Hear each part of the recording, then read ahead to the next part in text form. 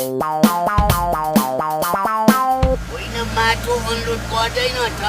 कहाँ लिएर हिँड्यो कहाँ लगेको के थाहा सोध्नै पर्छ नि औ बल त्यहाँ थियो गाडी रोक कहाँ लिएर हिँड्यो गाडी अनलोड गर्ने कहाँ हो धादिङ हजुर धादिङ ए केटा हो यो माटो अनलोड गर्ने त उहाँ धादिङ मारे अब एउटा बलको लागि हामी धादिङ जाने ए होइ अब जाब एउटा बलका लागि के धादिङ पुग्नु झरौ यही तेल झर हजुर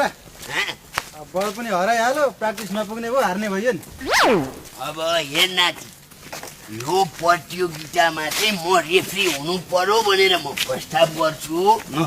मलाई रेफ्रीमा राखिनन् भने चाहिँ म भाँड भैलो मचाएर यो प्रतियोगितै हुन दिन्न रेफ्रीमा म भएँ भनेदेखि तिमीहरूले हार्लौ जस्तो भयो भनेदेखि म मिलाउँछु ल खेल चाहिँ जसरी पनि जित्ने हो हामीले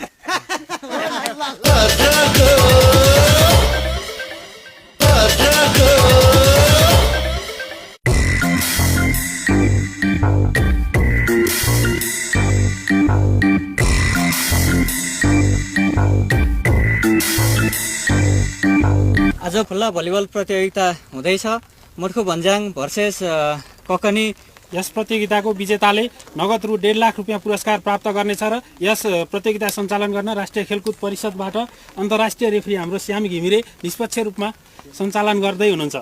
के रे को अरे अन्तर्राष्ट्रिय रेफ्री यहाँ यो प्रतियोगिताको रेफ्री म हुन पाउनु पर्छ भुटानको लामी डाँडामा म हुँदाखेरि यस्ता अन्तर्राष्ट्रिय म्याच त मैले कति खेलाइदिए ए नाति भन्दे त रेफ्री को हुनुपर्छ यहाँ ल यसो गरौँ नि त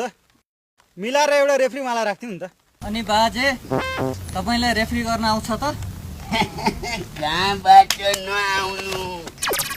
भुटानको लामी डाँडामा हुँदाखेरि नि बाबु मैले यस्तो रेफ्री काम त कति गरि नि खोइ बाबु छिट्टी पाम